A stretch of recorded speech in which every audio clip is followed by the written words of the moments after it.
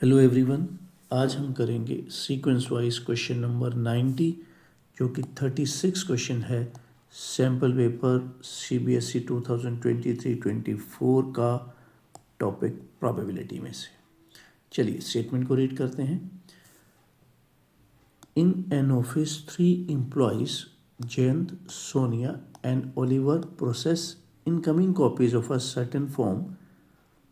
Jayant processes 50% of the forms, Sonia processes 20%, and Oliver the remaining 30% of the forms. Jayant has an error rate of 0.06, Sonia has an error rate of 0.04, and Oliver has an error rate of 0.03.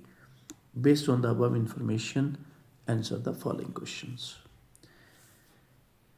Find the probability that Sonia processed the form and committed an error. तो सबसे पहले हमें क्या करना पड़ेगा, इसको एक बार मैं हटा रहा हूँ। देखिए, सबसे पहले हमें इवेंट्स को सपोज करना पड़ेगा। तो चलिए यहाँ से हम स्टार्ट करते हैं।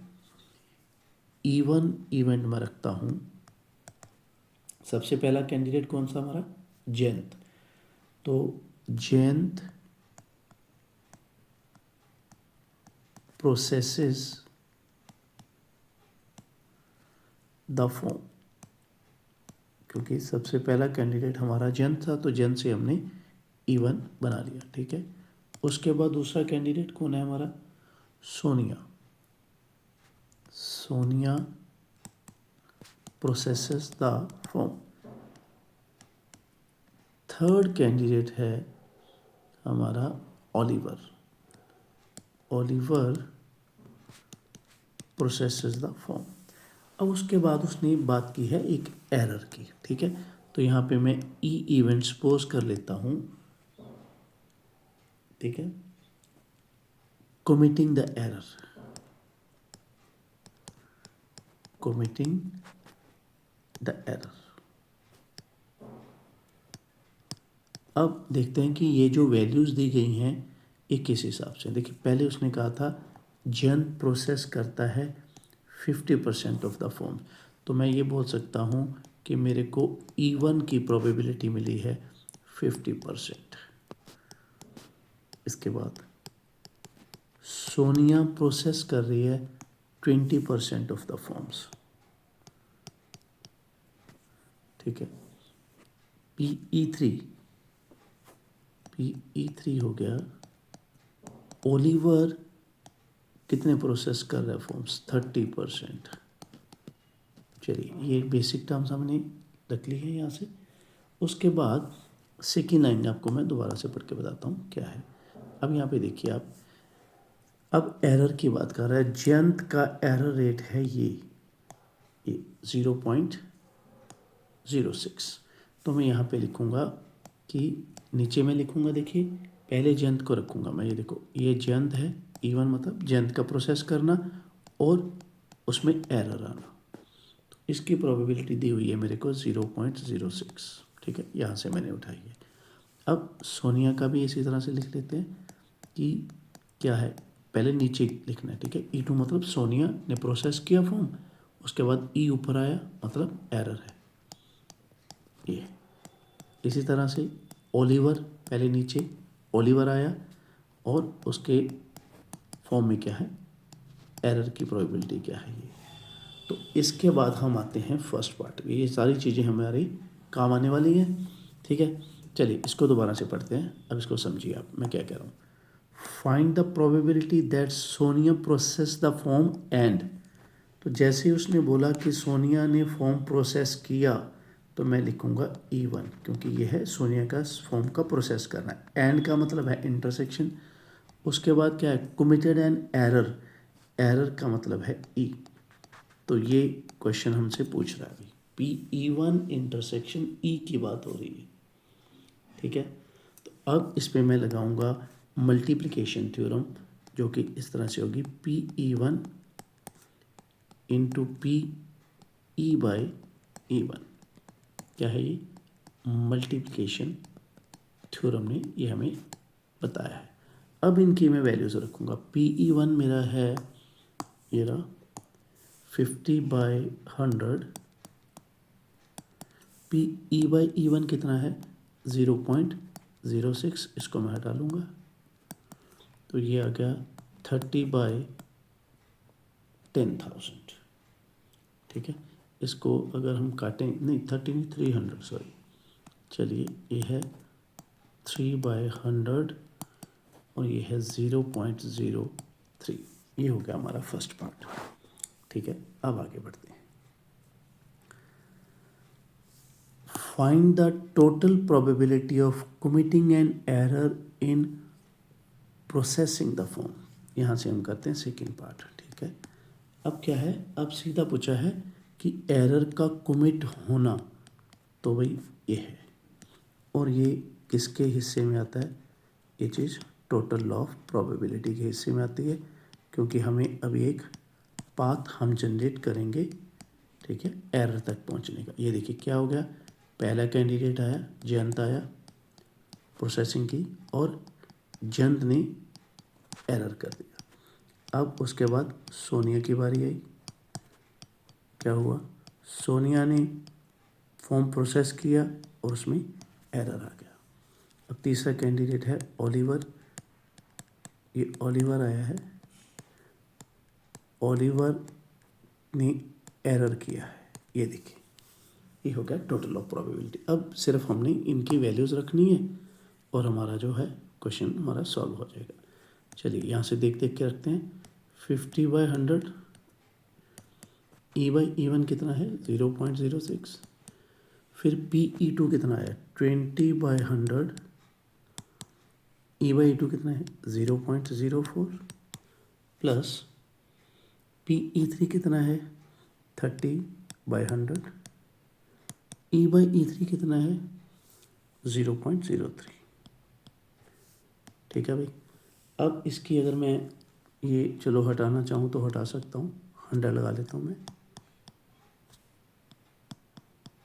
तो नीचे मैं बोल सकता हूँ कि 10,000 आ गया मेरा, ऊपर एक तो आया 300 और यहाँ पे है 80 और यहाँ पे है 90, ये बना है 470/10,000। ज़ीरो से ज़ीरो कट गई, ये बन गया 0.047।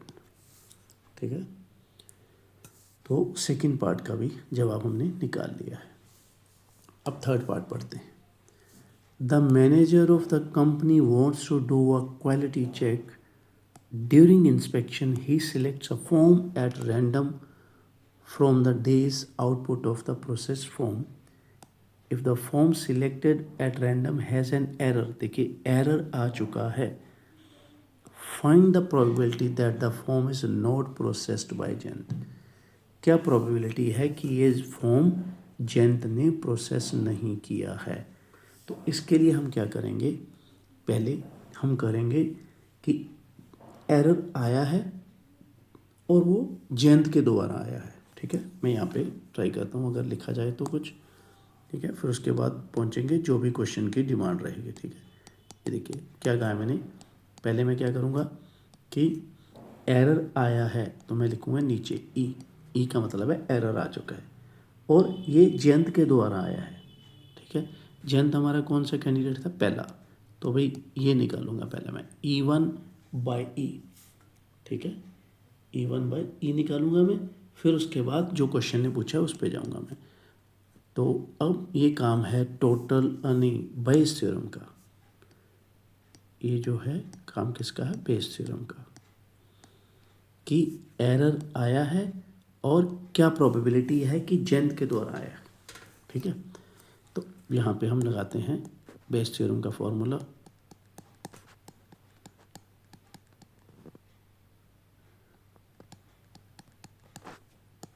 नीचे आएगा प्रोबेबिलिटी ऑफ ई, जो भी हमने यहाँ पे निकाला था।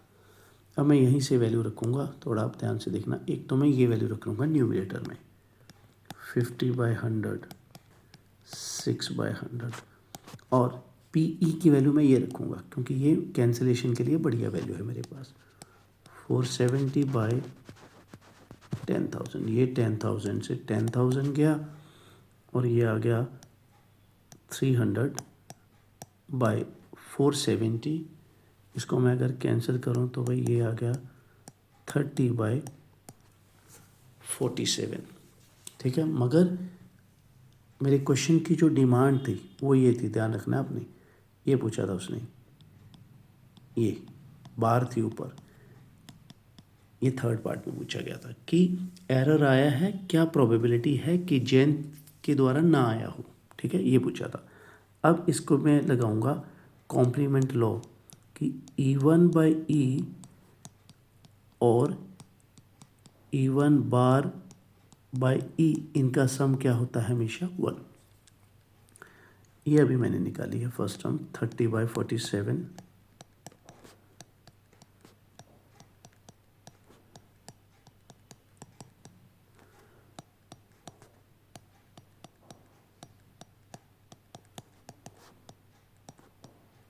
ठीक है, और ये बन रहा है मेरा 17 बाई 47। ये आ गया भाई थर्ड पार्ट का आंसर मेरा। अब मैं आ रहा हूँ ये जो चॉइस वाला पार्ट है थर्ड का, इसकी बात करते हैं, ठीक है। Let E be the event of committing an error in processing the forms E1, E2, E3 be the events that Jen, Sonia and Oliver process the form. Find the value of this. तो ये हमारा third का choice वाला part है, ठीक है। किसकी value मांगी है उसको मैं एक बार लिखता हूँ थोड़ा सा क्लियर सा।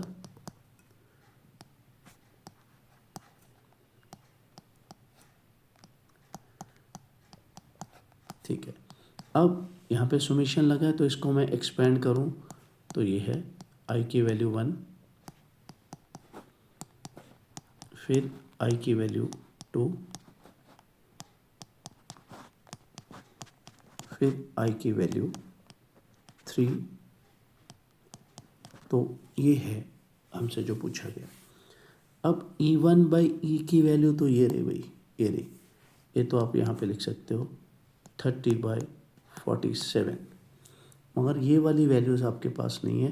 तो इसके लिए मैं आपको जल्दी जल्दी से यहाँ पे बताता हूँ, देखिए थोड़ा मैं रफ में करके बताता हूँ यहाँ कि PE2 बाई ई अगर मेरे को निकालना है तो टोटल लॉ ऑफ प्रोबेबिलिटी के मुताबिक ये बनेगा PE by E2 upon PE। PE2 कहाँ है हमारा, ये रहा, यहाँ से उठाऊंगा मैं, देखिए यहाँ से 20 इंटू 4 बाई 10,000 और नीचे मेरे पास है PE की वैल्यू, ये वाली नहीं, ये वाली 470 बाई 10,000। इसको मैं काट लूँगा, ठीक है, 10,000 को मैं 10,000 से कैंसिल कर लूँगा और इसको मैं लिखूँगा 80 बाई 470, जो कि मैं बाद में इसको लिख लूँगा 8 बाई 47, ठीक है। इसी तरह से PE3 बाई ई अगर मैं निकालूँ तो ये है PE3 PE by E3 by PE, ठीक है। इसकी वैल्यू कहाँ से रखूँ मैं भी, यहाँ से, ये रहा 30 इंटू 3 बाई 10,000 और PE की वैल्यू मैं रखूँगा यहाँ से 470 बाई 10,000, क्या आया 90 बाई 470, 9 बाई 47, यहाँ पे रखूँगा और ये 47 एलसीएम आ गया,